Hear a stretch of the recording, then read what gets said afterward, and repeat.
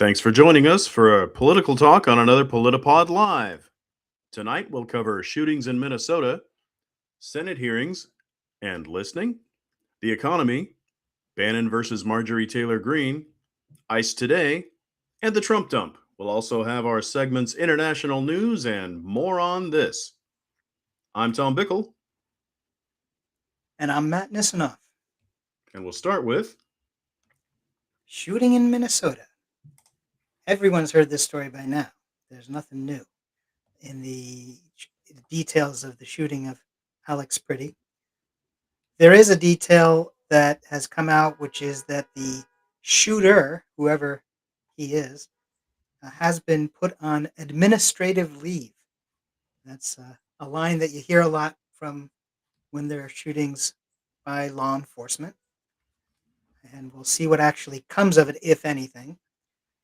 But that is the latest news. And the story, of course, um, also, it's been reported widely that the FBI supervisor in Minnesota, Tracy Mergen, resigned after the pressure to drop the civil rights investigation into Jonathan Ross. That was the other ICE murderer. He was the one who committed the first murder that you heard about, Renee Good, although not the first murder, because actually these folks are Alex Pretty is the sixth person who's been murdered by ICE forces. But the results of Renee Good's murder is that there was an attempt by the FBI to investigate it as a civil rights issue, and that supervisor received a lot of pressure from the government, from the other branches of government, to give up that give up that uh, investigation. So she resigned in protest. We'll see what comes of that. And all of that, of course, broke just before the case where Alex Pretty was shot. Um, what do you think, Tom? I mean, it's breathtaking that we're seeing this on American streets, and this country was already fairly wound up. I think a lot of people are awake to the danger and nervous about these things, concerned about these things, and we had barely had a chance to try to digest Renee Good's death, and then we got another one. I couldn't believe it. I'm sure a lot of other people couldn't believe it either. And it's at a point where you either somehow find a way to accept it or you don't. And I think we're choosing don't. Thank goodness. Thank goodness, because if we accept it, we're only going to get a lot more. Funny how that is. Well, So in I'm fact, glad to, I'm sorry, go ahead.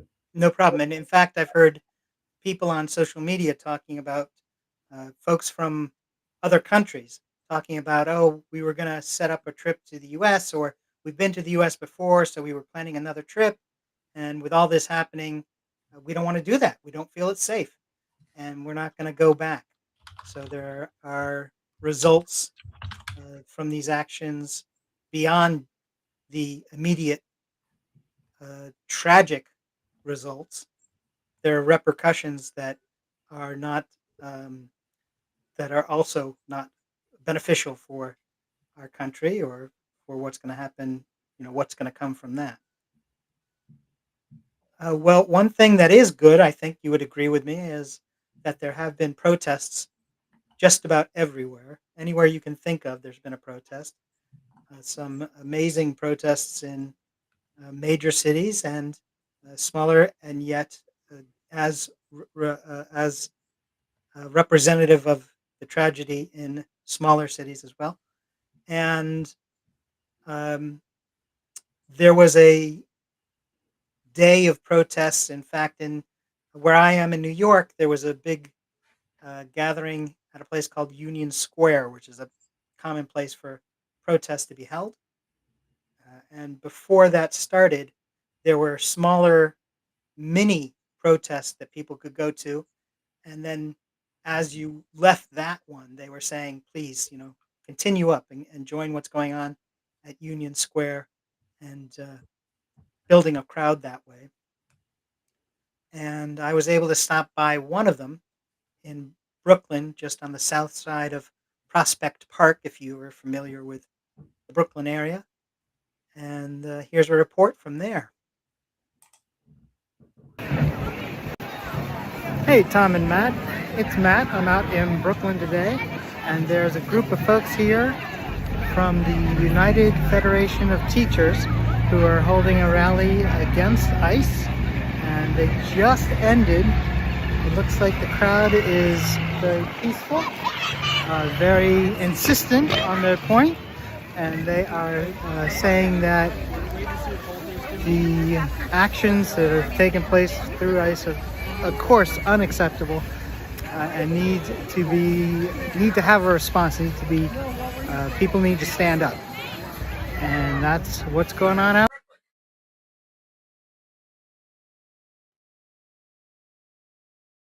And I believe we can also show what the crowd looked like at that smaller protest and who the people were. It was a gathering of just everyday folks and families. Can we go to the second clip and see that? We're very deliberate not to use the word leadership when we describe Michael Mulgrew, because he is not leading anything. He is watching us lead. So please remember that we are the union. If you're a teacher, don't point over there. We are the union. The fingers are pointing at us. We can hold our leadership accountable. We can hold our government accountable, and we can make change. The power is with us. And so thank you so much for coming out. We're teaching the students and each other that we have power together. There is a lot of effort in all of our administrations at all of our schools, it seems, to try to use fear to continue the status quo. We reject that, and we celebrate how we can come together and create power and break down the silos between teachers, admin, students, and parents. We're all people together, and we all stand up for the rights of all people. As we said, all children are our children. All children are our children. With those who are able to come, we will gladly, joyfully go together to Union Square, and we also respect and honor the needs of families that need to stay around here in Brooklyn. So do what you need to do. We know that we're all marching together in solidarity and charity with us in our hearts and our spirits, and we're here to fight. The people united will never be defeated.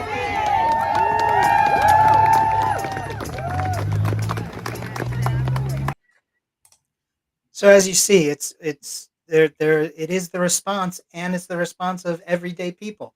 This is not a radical group of teenagers. This is not, six guys, setting aside their beer bottles to complain about it. This is families, kids running around, some listening, some joining in and with what's going on.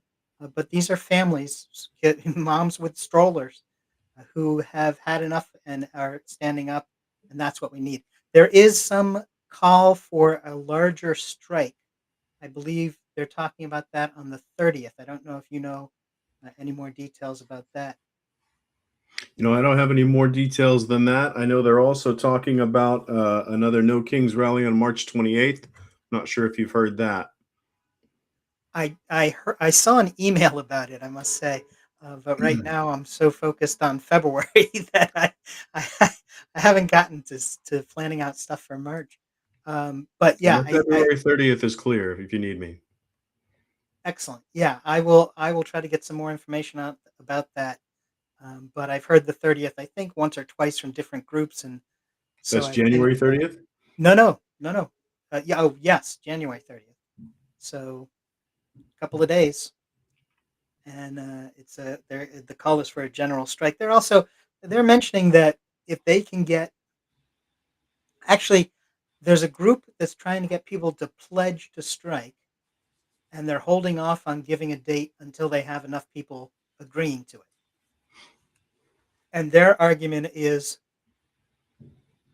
they believe that there's some research out there that shows that if a protest has over 3.5% of the population involved, that any protest that has those numbers has never failed. Yeah, I remember that from the last No Kings rally. That was starting to be a really significant bit of data, but it's sustaining that level. I think not just reaching it that's important. Gotcha. Well, by their reckoning, that would be 11 million people, 11 million Americans, and they're trying to get people to pledge to participating, and I assume, as you say, also continuing beyond just the one protest. And so their date has not been announced because they want to get everyone to agree first. And 11 million is, I don't know, I think that sounds pretty achievable. I also think that. I mean, it's significant, but it's doable. Well, we'll keep our ears open on that and hopefully have an update for you on the date of that event as well. Unfortunately, we can count on this administration to keep provoking the public, so I can only imagine it's going to be very achievable at some point. Right, right. There'll be 11 million people who are directly affected soon. Okay, moving on to our next issue. We're looking at the Senate hearing. Are they listening? We don't know. We'll find out. And there is another thing happening on January 30th, coincidentally, is that the Senate has canceled a vote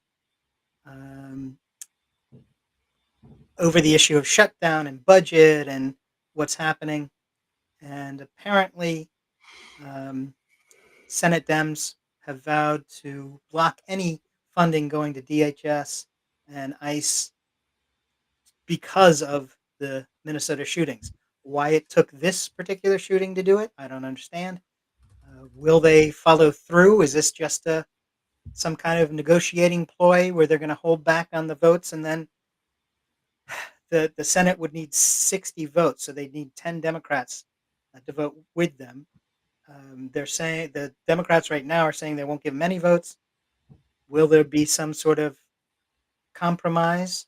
Is there something that they'll be trading for to give to wind up accidentally winding up with having 10 Democrats vote for it? We don't know yet, but we'll see what actually happens. That sort of thing has happened in the past, and that's part of what has created the outrage because of people not following through on their promises, particularly Chuck Schumer.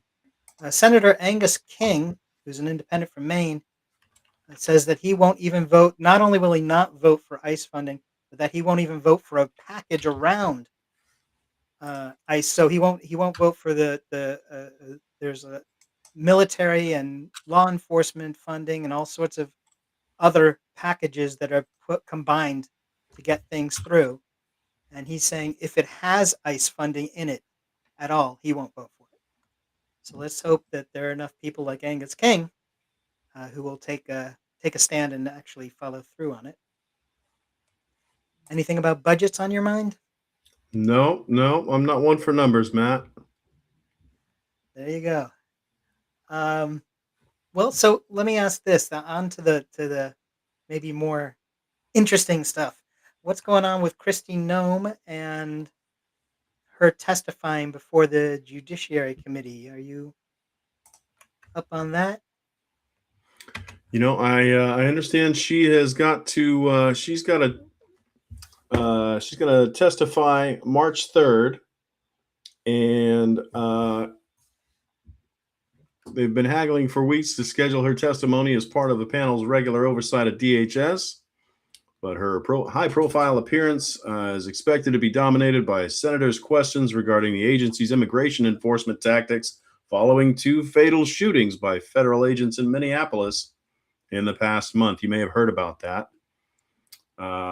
Some GOP senators, including Senator Tom Tillis of North Carolina, who's a member on the committee, have called for an independent investigation into the latest shooting over the weekend, while others have criticized initial comments from top administrative officials that the victim bore responsibility and not the officers involved. So, yeah, public backlash has been pretty strong. And not only has it popped Bovino out of his little spot, sent him back where he started from, but they're also looking at Kristi Noem, and she's got this hearing coming up, and it's entirely possible they may use this to rake her over the coals. I hope they do. Thought I saw just before we went to air. I thought I saw a quote from her that I'm only doing what I was ordered to do by Trump and Stephen Miller.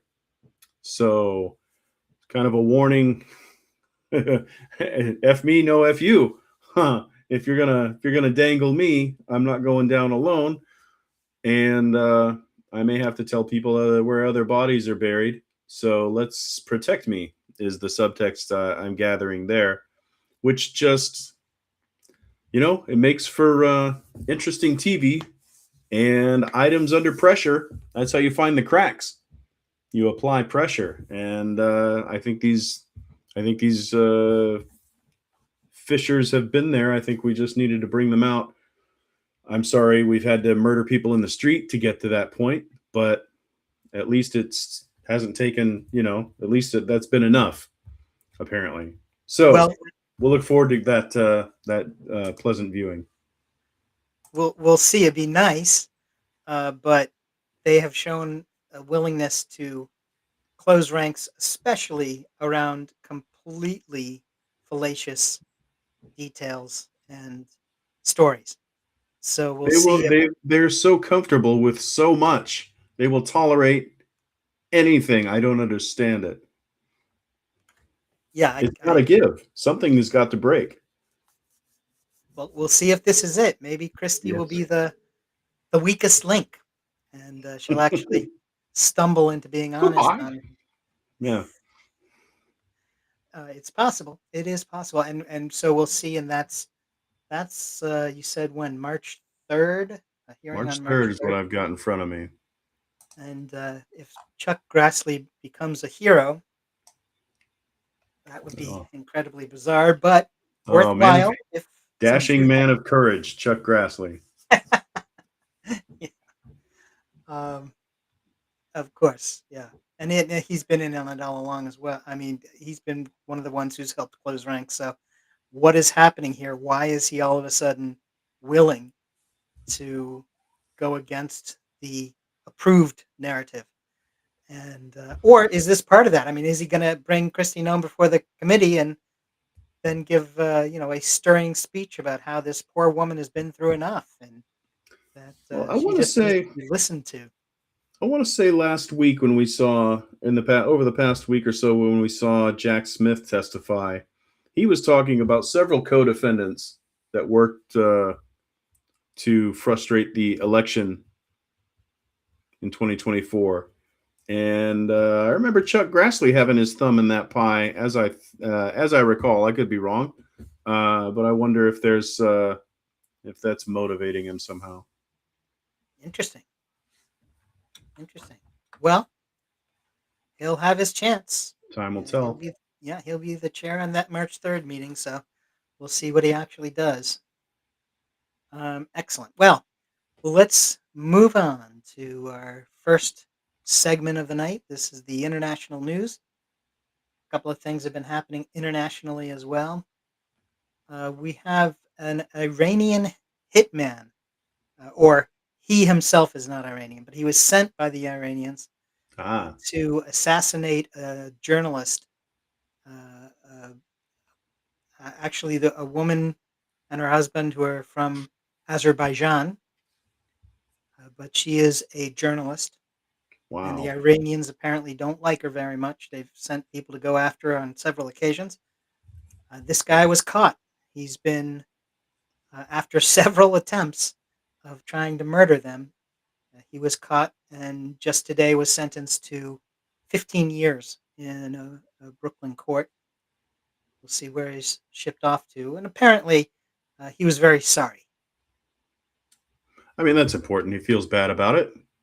Yeah, exactly. The multiple times that he did it. Yeah, he feels very sorry. Right. He feels bad about each and every time he tried to kill her. Exactly.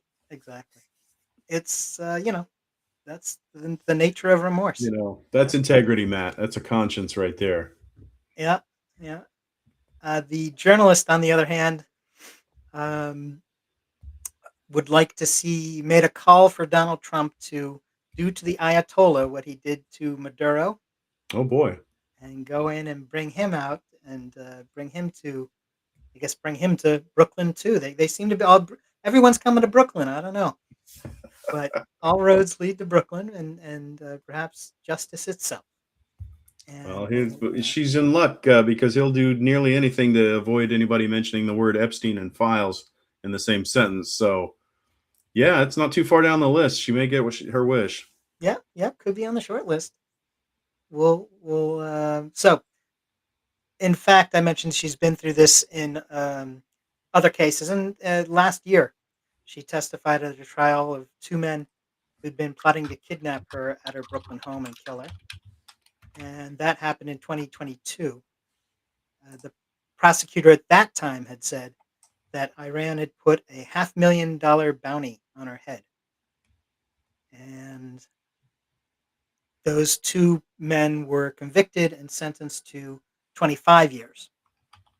So we'll keep an eye on these folks, these 25 years and 15-year sentences, see what happens and see how Iran responds, I guess.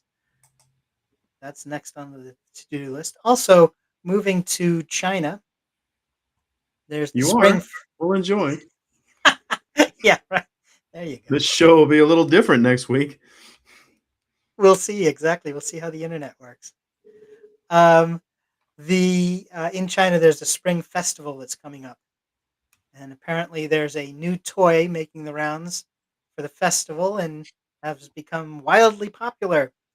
And it's a donkey that has a frown sewn on its face, and it's the new It toy. It's the new one that everybody wants to get. And a shopkeeper had said that the expression resonates with Chinese workers and workers' families right now. And he also said it fits the reality of modern working families. So, what does that tell you? Yeah, that's not a real vote of confidence for the work-life balance. I do wish we had an image to go with that. I want to see the frowning donkey doll. We can do it. We can find something. We can find something. If not, if not immediately, we'll make a point of having it next week. But let's see which one we can actually do. At the same time, speaking of international news, we should mention that Marco Rubio, who is technically the Secretary of State, So they he's say. So they tell him. yeah, exactly. We'll see what happens from it, but there you go. Courtesy of the BBC News. Thank you. There you go. All Sorry, I didn't mean worth. to steal your thunder there. Please continue. No. I love it. This is great. This is the current This is state. capturing the Chinese zeitgeist right here. This is what's on in the beating hearts of your average Chinese person. Yep. Frowny donkey. Kind of cute. Certainly cute. I can see why they are being snapped up at the stores. Speaking of a jackass, Marco Rubio says that the technical talks have begun with Greenland and Denmark. And I don't know what that specifically entails, but the technical talks, I guess he's trying to promote that administration lie that there's something that's going to actually come from Trump's desperation to control Greenland to gain profit from the minerals, from mineral resources there. But they're keeping this story going, and he's saying that technically they're having talks, and at the same time, Denmark is releasing stories about the troop security movements. Apparently, there are dog sled teams that have been running along the borders of Greenland, Danish troops. And according to the source, these teams have been effective since World War II. It's not just this is not just the Iditarod, a team of dogs running one place to another. These are military troops, heavily, uh, heavily supplied and making certain that the country is safe. So I don't know how the technical talks square up with the border patrols, but we'll see over the next couple of days what actually happens. And who knows? Actually, Trump might refocus himself on the Ayatollah. So He we'll may. see if that Always comes good. Always good for a laugh. The old Ayatollah. Great guy. through. You'd like him. Would I? No, probably not. Yeah, I think the protesters there are, as far as I know, the protesters are continuing, and the movement towards kind of wrapping up that regime appears to be what's on the table, seems to be what's happening. So we'll have to consider what's next. And actually, some of the protesters are talking about bringing the Shah's family back, and I don't know if that's necessarily a good idea either, frankly. The reason the Shah was run out of the country in the 79 was because of how atrociously it was being run under his rule. So we'll see. Maybe there's another option. Maybe there's even a democratic option somewhere in there. We'll have to ask. We'll have to see if we can find someone from Iran to ask. Anything else on international news you'd like to say before we wrap up? Nope, keeping it domestic. There we go. Speaking of domestic, one way you can look at the domestic picture is through the economy. And to understand the economy, you have to understand things like the GDP and the total monetary or market value of all finished goods and services produced within a country's borders in a specific time period. And I don't think it's condescending of Investopedia to give pronunciation guide to GDP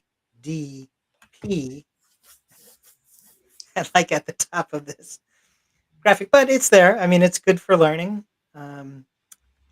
And I mean, in French, they'd call it GDP. So I think that's the best I can do with it. I apologize. With apologies to the entire nation of France and all the Francophone countries. yeah, where's your pronunciation guide now? I did my best.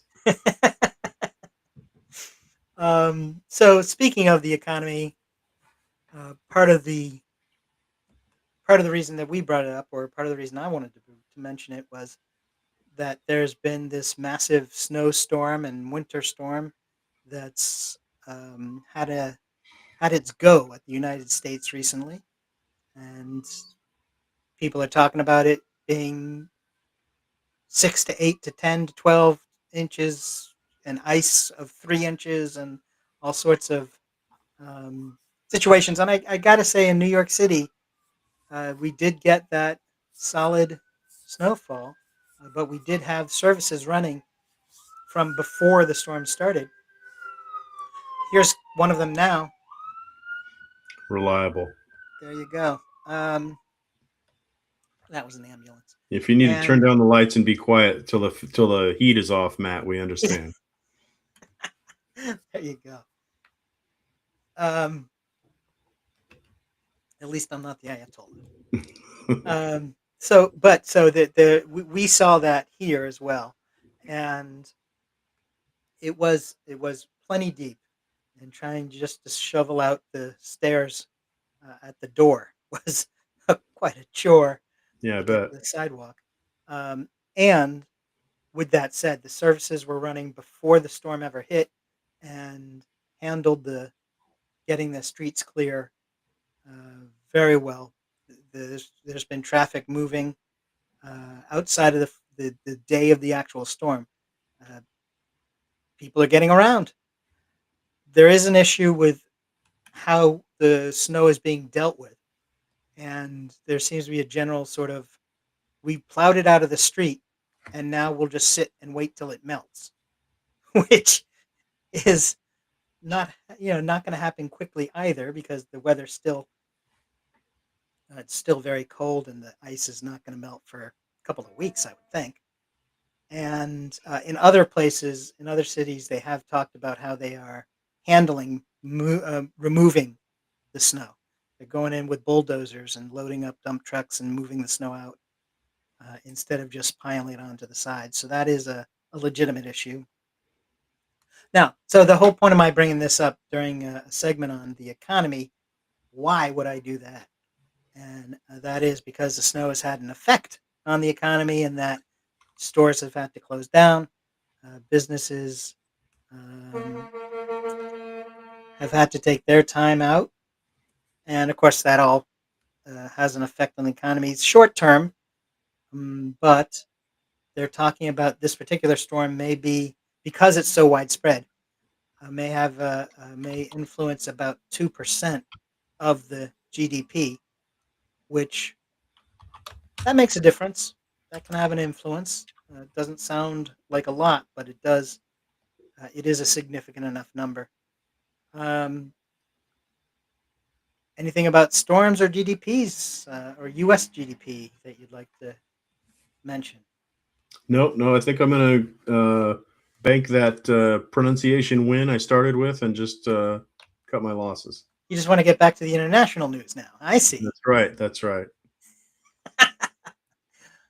Well, how about you? The EU has signed another contract. You may have, if you've listened to our show before, you may recognize that we mentioned a story of the EU setting up a trade deal with South America, a certain trade group down there called Mercosur, which is a combination of most of the countries in South America.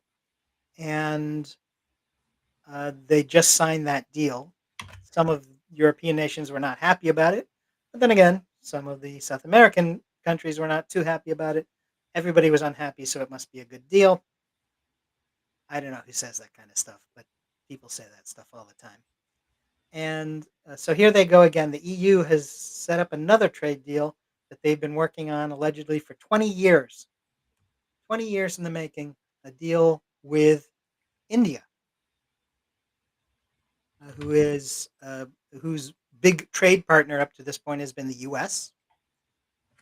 But the EU has gone in, got a deal, and it represents for the EU represents 25% of global GDP. So it's pretty significant. We're talking about 2% making a difference in the U.S. GDP. This is having an influence over 25% of global GDP, a third of global trade. So not just the GDP, not just the money side, but the goods themselves, a third of global trade.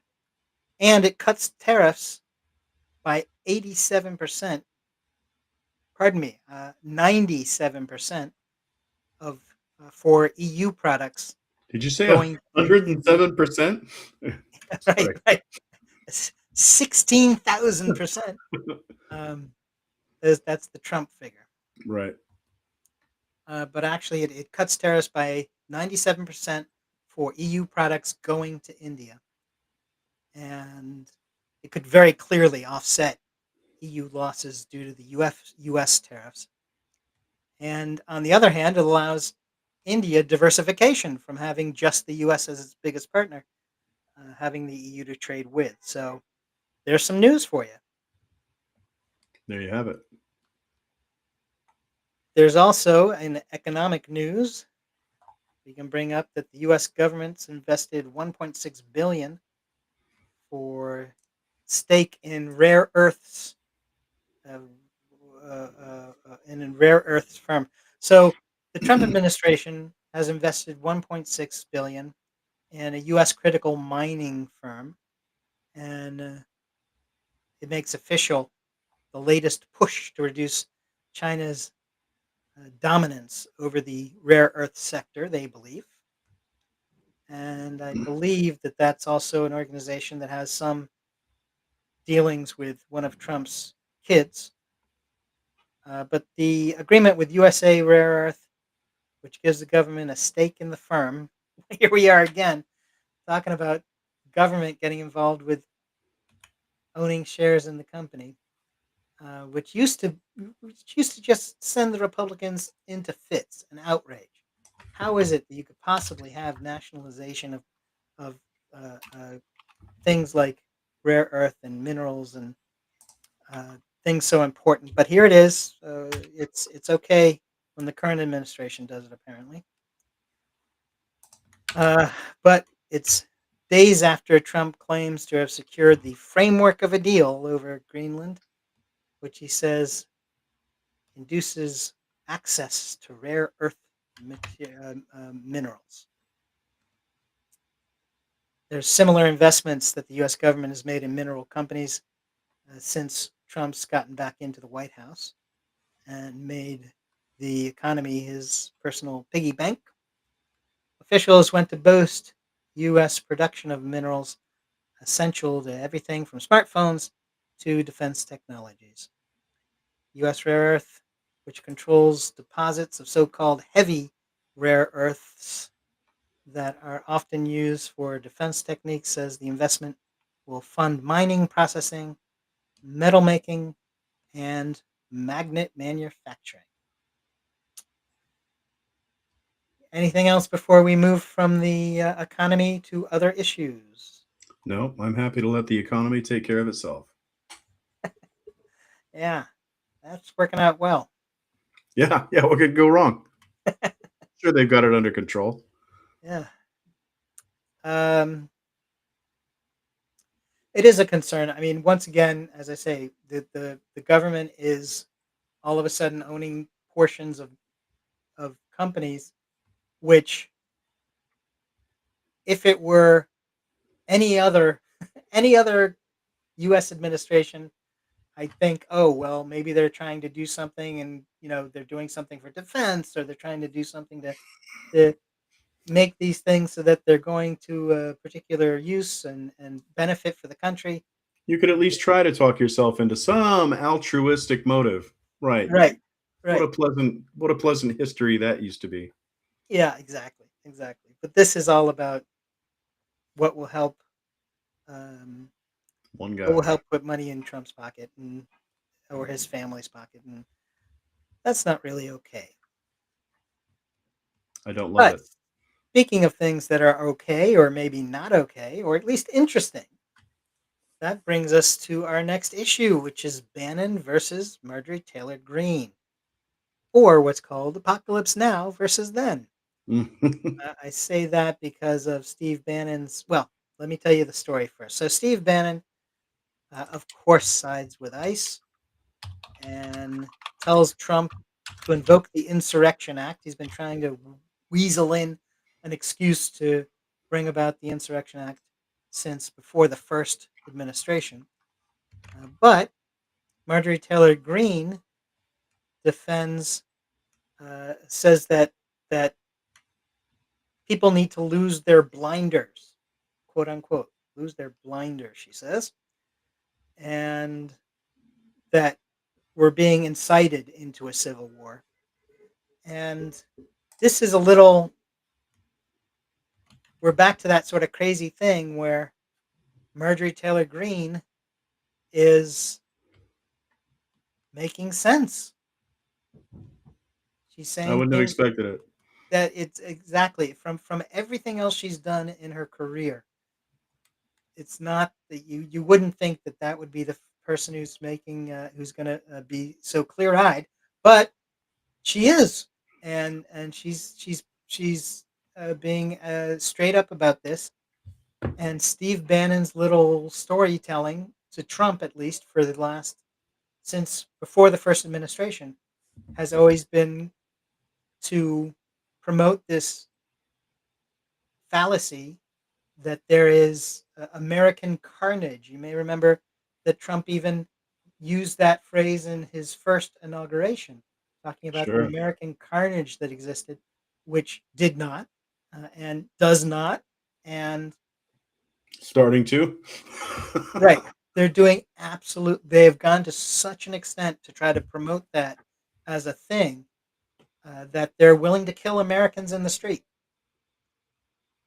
And how do you handle that? How do you deal that? How do you avoid giving them what they want, while at the same time hold out so that we don't wind up getting mass shootings? I mean, they're talking about, well, so that's so Bannon saying this is absolutely no surprise.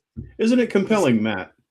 How even you, mild mannered amateur reporter, just thinking out loud logically, you get up right up to the edge of an issue and you're like, whoa, hey, what's that over there? I don't want to get any closer to, but if you think about it too long, yeah, people are getting hurt. And some people don't want to see other people getting hurt. You know, that's my abuelita. That's my grandma. That's my dad you're manhandling over there. And it's going to come to trouble. I don't want to talk about it on the airwaves or anywhere else any more than you do. But you can't ignore it and pretend it's not a thing. To speak of it is not to encourage it or to speak for it. But yet we shy away. We don't want to talk about it. I want to say too much, and I get that, but well, it's telling that we keep being brought up right to the line of that. in part because I don't want to give them what they want. Sure. I mean, yeah, I'm mindful of that. to go to the extent of creating the carnage that they so badly want, or even the inkling of it, just lets them justify. Not that they need reality. They've never needed reality. That's true. They'll They're make it gonna up say it. if they need to. They'll make it up. Right. They're gonna say it anyway. But the point is, if it's not actually happening, then people can see for themselves. That's kind of the whole thing with this Minnesota shooting, is that the storytelling afterwards was that American carnage. Alex Pretty pulled a gun and was trying to attack the officers and was, doing this and that. And then you see the video, and then you see, oh well, actually he was had his back to him, and he was trying to help the woman up who the ICE agent had already shoved down to the ground because she was a clear and present danger. Yeah, and so they had to push over the lady to express their dominance. But clearly, what does not happen is the story that they were telling, and they were all telling it in the effort to, if we all say it, if we're all on message, and if we get it to our friends at Fox and Newsmax and whatever the other channels are called nowadays that do that sort of stuff, that if we promote the message of the day, we'll get what we want from it, which is the promotion of this idea of wild anarchy in the street that has to be tamed, and we need the Insurrection Act.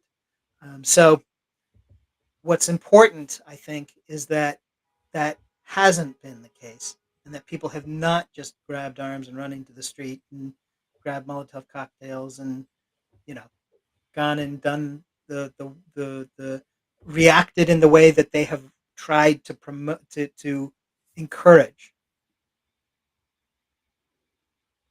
I think it's one thing that's notable to point out that came out yesterday or today is that the gentleman they killed, Mr. Pretty, had a run-in with him the week before, and they had broken his rib manhandling him. This was not his first brush with these people, and yet he's out there doing the thing, man. He's out there protecting people, literally putting his body between danger and a victim. You can't say enough about it. Yeah, that is true. And not just the once. Absolutely. I don't know if we have something else to say about Bavino. We do. Let me bring that up. Just one moment. A little late on my technological homework here, but I'll get it. So I'll introduce that we are moving on to our second segment for the evening, and that is what we call More on This. That's right. There we go. More on This, your favorite segment and mine.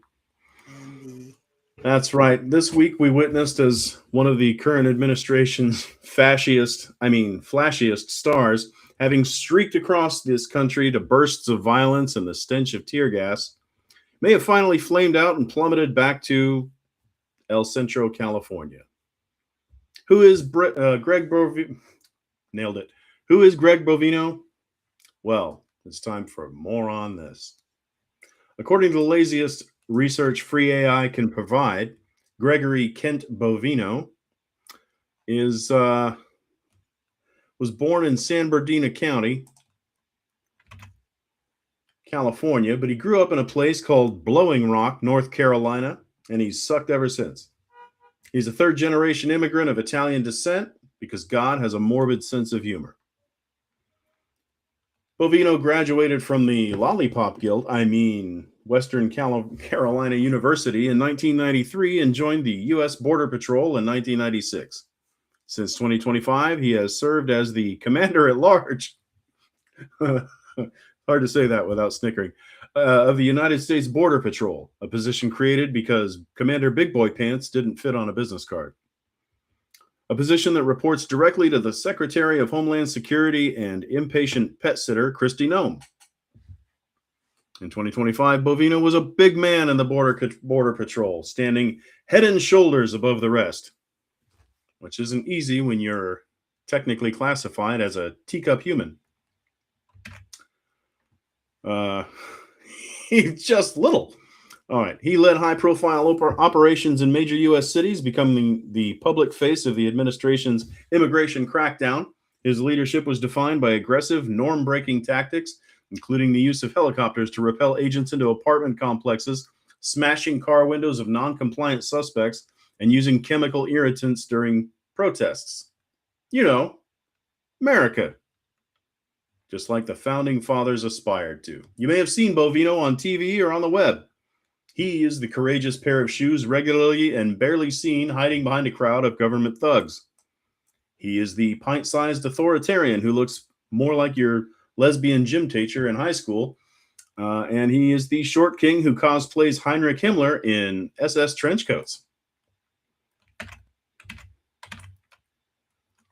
Bovino's methods have made him a lightning rod for criticism, including when a federal judge in Illinois previously ordered Bovino to report daily on his agent's use of force following Operation Return to Sender in Kern County, where a federal judge ruled that Bovino's wide net sweeps, which targeted farm workers and day laborers in Home Depot parking lots and orchards, likely violated the Fourth Amendment. The judge issued a preliminary The judge issued a preliminary injunction forbidding Bovino's agents from conducting similar sweeps in California's Central Valley, effectively ending the operation in that region. You'll remember him from when U.S. District Judge Sarah Ellis ordered Bovino to meet her in person every day to account for his team's use of force following reports that agents had tear gassed a children's Halloween parade and used conscience-shocking force, that's a quote, conscience-shocking force against journalists. You'll remember him from when Judge Ellis noted on record that she believed Bovino and his team lied about the level of threat posed by protesters to justify using riot control weapons. Nah, that doesn't sound like him.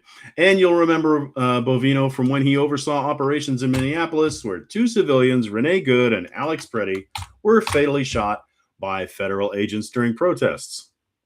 So that's who Greg Bovino is. He's a small, tiny little man, but it has nothing to do with the size of his bones, but the size of his humanity. Jokes aside, it's not his height that makes him a small man. It's his character, his lack of empathy, and the trail of willful destruction in his wake.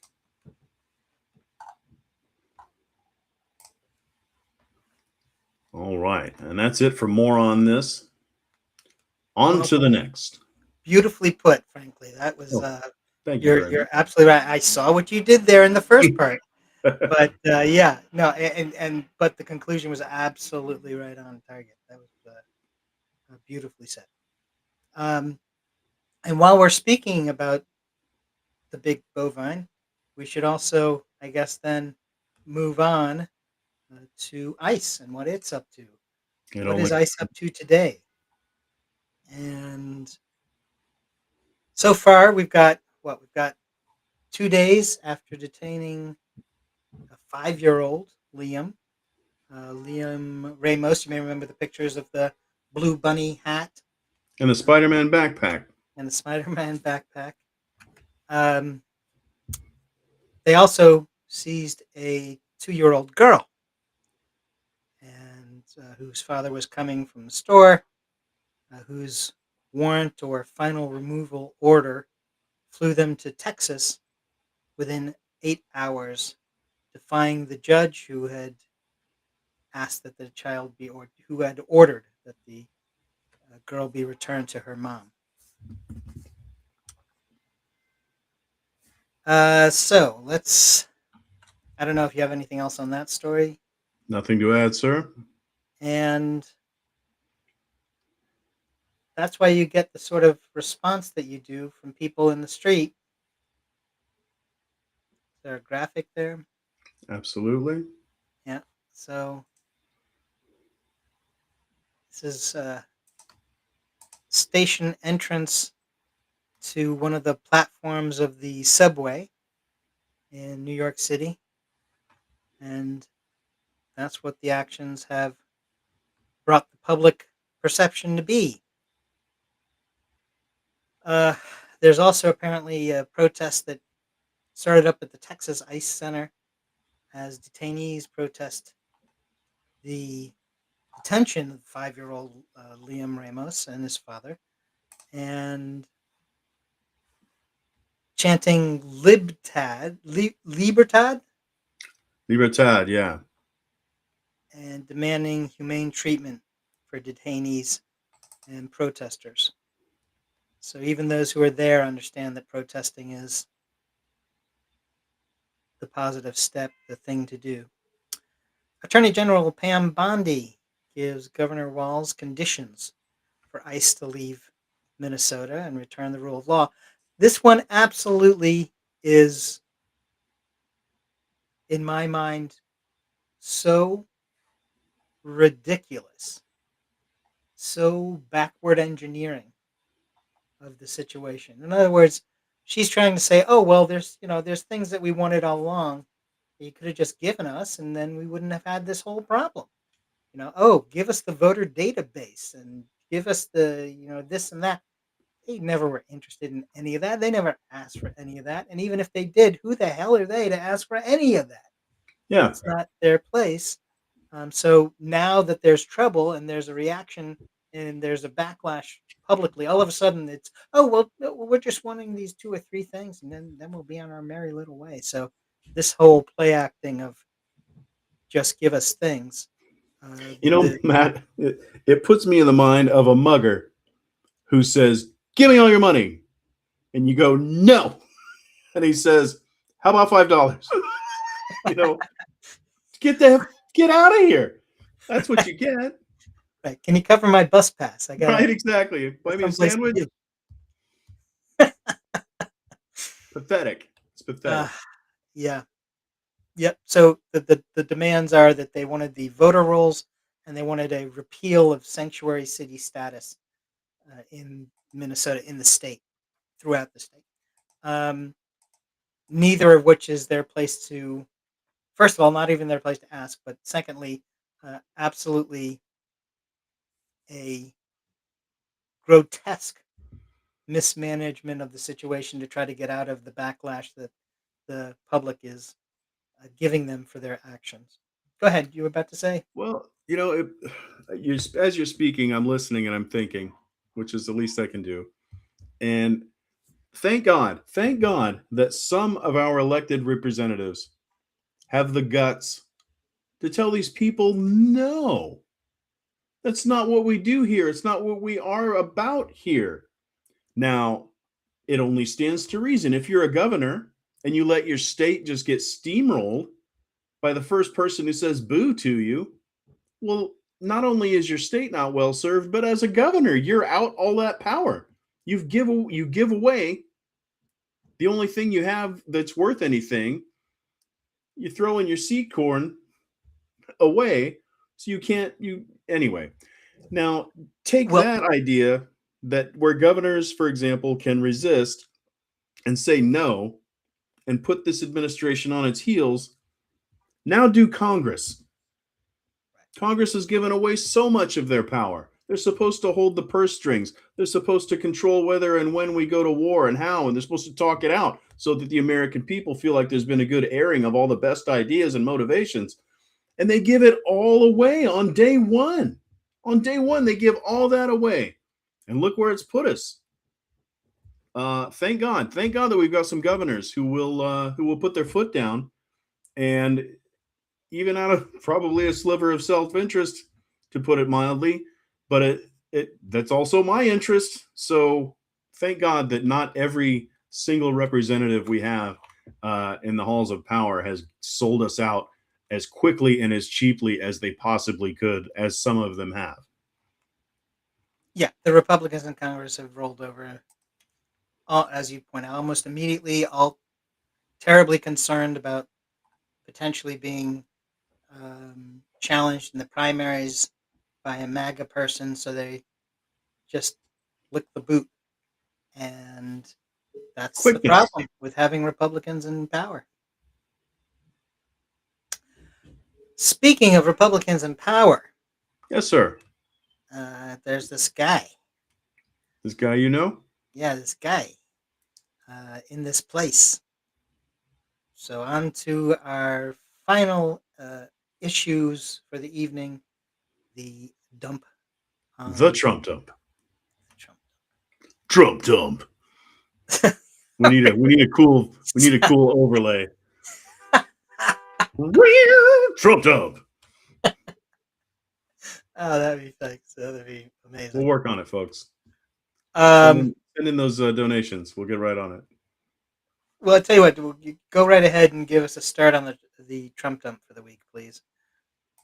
Well, I mean, one of the first things in the Trump dump is ground we've covered lightly already. That of Mr. Bovino and his imminent departure back to El Centro. It represents just another taco in the buffet, the Mexican food buffet that is Trump's many taco moments. The public's pushed back. We are aghast not only at their murders, but at their lies about said murders, that we can see our lies. It'd be bad enough if this thing happened 3 levels underground and nobody ever saw it, and we'd have to take the administration's word for it based only on their credibility. But no, we've all seen this from 16 different angles, sort of infrared and satellite. We can see that they murdered these people, and then they told us, no, we didn't. Shut up. And anyway, and the public reacted accordingly, and Taco chickened out again. He backed down. He said, oh, well, let me get this guy out of here. Jerkwad number 2 is going to be just as bad as jerkwad number 1, but it finally put them on their heels. They're not doing the same double down and push forward 2-step, which is just dragged us kicking and screaming towards the gates of hell. So we managed to pause that a little bit. I hope that we realize how valuable that is and keep it up and don't quit. Anyway, that's the first happy note to open the Trump dump. There you go. And perhaps as pathetic, he has hosted I'm doing my best. Yeah, exactly.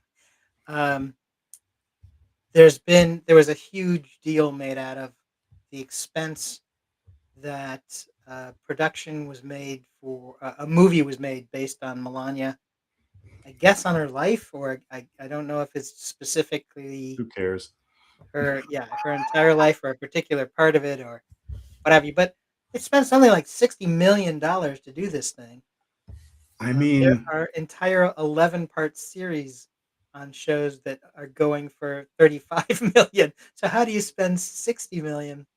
But what matters is it seems to have all gone to waste because the movie has certainly flopped. In theaters, there's examples of no seats being sold for the premiere showing.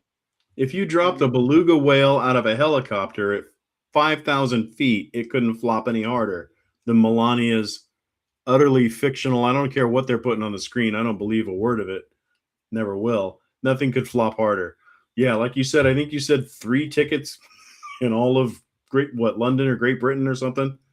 Yeah, I wouldn't be caught dead at that stupid thing. Yeah, exactly. And that handful in London and then in Boston, absolutely no tickets sold at all. I love it. So, yeah, and They couldn't it's get a couple of like loyal maggots to go and tolerate that thing. They could drag a couple of, I don't know, corpses or mannequins or something into the theater just for show. I mean, Stephen Miller could do, I don't know. well, if they got a booster seat, they could do something for They could Bovino. get Bovino in on a Tuesday matinee for half price because he looks like he's 6. Yeah. But I know some um, wonderful short people. I'm sorry for the short jokes, but F that guy. there you go. Little squirt. That particular individual, not That not specific. short people in general. That one right there. Right, right there. That's it. You Um, get it. but so Trump apparently held a special screening at the White House, invited CEOs and VIPs, and all of them, I'm sure, were excited to be there, and as excited as everybody else who seems to be flocking to the theaters to not see it. It's cratered, it's flopped, and we'll I heard see. it said that if they showed it on a plane, people would still walk out. You gotta Wow. love it. Yikes. So that's been happening at the White House. I'm sure that will put him in a wonderful mood. And negotiations, the technical talks with Greenland will go beautifully now. Um, You know, the funny part is, I'm sure they still got paid. They're gonna do just fine. somebody got paid something. That's for Already lining up rights for the sequel, Matt. sure. Nice. I think it should be an animated series, but I don't know. We'll see. Don't give him any ideas. 3D. Um, there is so while that's more on the humorous side of things, we've mentioned previously about the backlash to what's happened in Minnesota, and one of the strange twists is that Donald Trump and thereafter all of his minions came out to say that you don't bring guns to protests. You don't bring guns. You don't bring loaded guns. You don't bring guns with extra magazines, and you don't carry guns in America. Yeah, or Which, we'll shoot you down, and you got it coming. yeah, yeah, Yeah. and that seems strange coming from a Republican. You know, Matt, Um, I gotta tell you, for the 10 long years, I used to never not know much about Donald Trump, and I started paying attention around that first election. I read a few articles, and what became clear is that there's nobody he won't fuck over. There's nobody he won't leave holding the bag as long as he gets his piece, and he always gets his piece. He's always the first one out and the last one in. And there's nobody he won't sell out. And I was just watching these Second Amendment folks and the Red Hatters just flock to him. And I said, they're going to burn everything. He's going to burn everything you hold dear. And what surprised me, though, is they still love him for it. But he does seem to have gotten a little too close to the flame on this one. He just casually came out, and sometimes I picture him as a guy who lies to his wife a lot. And sometimes you just got to go in there, look her in the eye, and tell her the most ridiculous bullshit, fire it straight down the middle, sell it like you believe it, and, see how it goes. What other choice do you have? Huh? you think this guy lies to his wife? I mean, I know that's pretty low. That's pretty low. Maybe I should pray on that. But and I feel like he's trying that to us. He's just looking us right in the eye and saying, "No, I didn't." Wait a second. Which one? And I'm not buying it. Yeah, I think and that's true. I think he's always done that with every group. He always winds up taking both sides of an issue. He does it at different times and he does it with different groups, but he's always taken both sides on issues. And then later, whatever actually happens, he then says, "Well, I predicted it. I was ahead of the Right. curve. I knew it was going to happen. I Right. said so. Yeah, he likes to show off how right he was because he was on both sides of every issue all the time. So yeah, something's gonna pay out. Exactly. So it's a strategy. It works for him, and as you pointed out, the people who are his believers, they lap Yeah. that up, man. They are Yeah. right there, and they agree with how wise he is and what a successful businessman he is, and how his wisdom has brought to bear the great American rebirth, whatever it is. Um, Lobotomy patients is what they are. It is, but and this is such a stark difference that's what I think that's part of why there was a backlash. I think that's part of why he's sort of stammered because when his own people start freaking out, he does take notice of that. He does go, "Oh well, yeah, that. Oh, okay, sure, Yep. That brushes him back from the plate. right. That's yeah. Oh, I shouldn't have done that one. Right, gotcha." Whoops. He'll justify it. He'll say it was the right thing, but at the same time, he'll also backtrack on it very slowly and that's part of his charm. Um, and that also brings us, speaking of his charm and his elegance with women, I Never believe ends. that brings us to, yes, that brings us to our Epstein count up of the day. The days since the unredacted Epstein list has not been released. And today would be day 3,879 and counting. We will continue to do so, most likely forever.